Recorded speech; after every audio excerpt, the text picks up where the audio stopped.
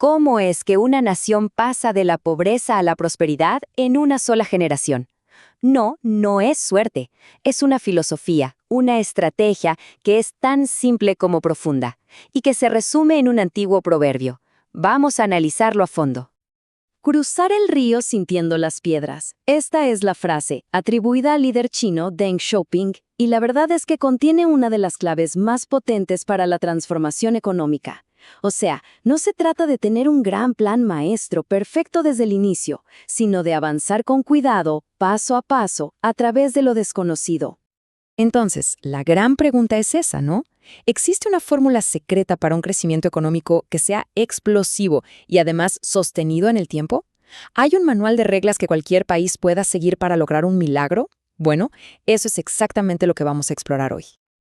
Ok, para empezar a resolver este rompecabezas, no vamos a mirar a un solo país. En cambio, vamos a analizar un grupo muy selecto de economías que lograron algo que parecía francamente imposible. Y para esto nos vamos a basar en un estudio súper importante, monumental de hecho, del año 2008. Fue encargado por el Banco Mundial y dirigido por un peso pesado, el premio Nobel Michael Spence. La llamada Comisión sobre el Crecimiento y el Desarrollo reunió a las mentes más brillantes para responder justamente nuestra pregunta. Y después de peinar décadas y décadas de datos de la posguerra, ¿con cuántos se quedaron? Solo 13. Apenas 13 economías que lograron un crecimiento que se puede calificar, sin exagerar, de milagroso. Y ojo con el requisito que tenían que cumplir, porque es una locura. Mantener una tasa de crecimiento anual promedio del 7% o más durante al menos 25 años. Para que se hagan una idea de lo que eso significa, a esa velocidad, los ingresos de una persona pueden duplicarse en solo una década. Impresionante. Y aquí tenemos la lista. Es increíblemente variada. Hay gigantes como China y Japón, y también naciones pequeñas como Malta y Botsuana. Algunos con muchísimos recursos naturales, otros casi sin nada. Pero lo que de verdad impresiona es la escala de la transformación.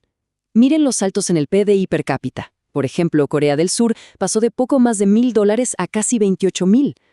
O sea, pasaron de ser economías pobres a convertirse en verdaderas potencias. Entonces, ¿a qué conclusión llegó esta comisión de genios? Y esto es clave, no hay una fórmula mágica. Ninguna ideología única funcionó para todos. El hilo conductor fue el pragmatismo, la voluntad de intentar, de fallar, de aprender y de ajustar el rumbo sobre la marcha. En otras palabras, cruzar el río sintiendo las piedras. Ahora, que no haya una receta única no significa que no hubiera ingredientes en común. De hecho, el informe identificó 5 características que, de una forma u otra, estaban presentes en estas 13 economías. A ver, punto 1, se abrieron por completo al mundo, importando conocimiento y exportando bienes. 2, mantuvieron la estabilidad económica básica, sobre todo evitando la inflación descontrolada.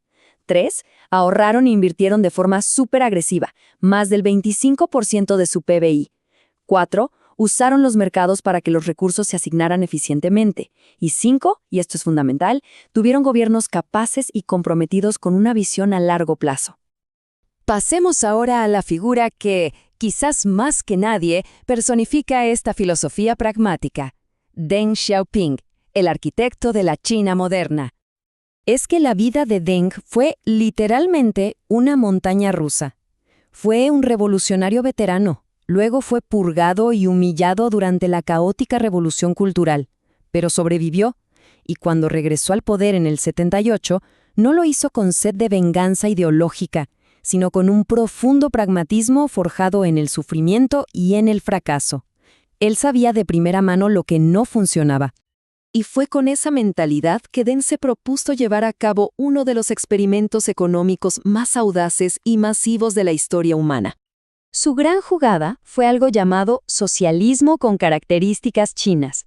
Este concepto, en el fondo, era una cobertura ideológica para hacer algo radical: introducir mecanismos de mercado en una economía comunista controlada por el Estado.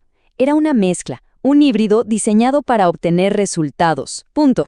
Y este cuadro ilustra a la perfección el terremoto que esto significó.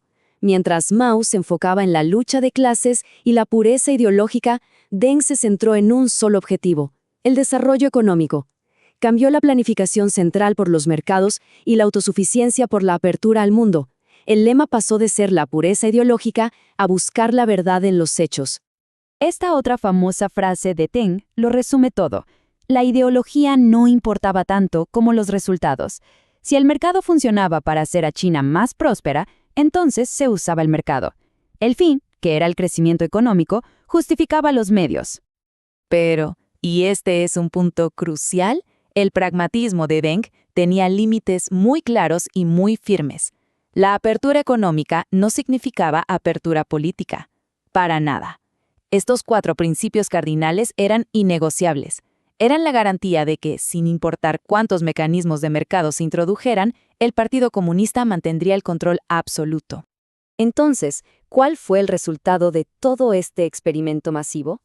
Bueno, el legado es tan monumental como complejo. En términos puramente económicos, fue un éxito asombroso. Entre 1960 y 2011, el PBI per cápita de China se disparó más de un 755%. Estamos hablando de que cientos de millones de personas salieron de la pobreza, en lo que fue el proceso de reducción de la pobreza más rápido de toda la historia. Sin embargo, esa prosperidad tuvo un precio, y fue un precio altísimo. El éxito económico vino acompañado de una desigualdad creciente. El coeficiente de Gini de China se disparó, lo que indica una brecha de riqueza enorme. El control autoritario se endureció, con políticas como la del hijo único. Y las reformas económicas no trajeron libertades políticas. De hecho, esa esperanza fue aplastada violentamente en la plaza de Tiananmen en 1989. Y eso nos deja con la pregunta final. El enfoque de sentir las piedras, el pragmatismo por encima de la ideología, demostró ser una fórmula increíblemente poderosa para generar riqueza. Pero también nos obliga a preguntarnos sobre los costos, sobre las concesiones. ¿Qué se sacrifica en el altar del crecimiento económico? Es una pregunta con la que las naciones de todo el mundo todavía lidian hoy.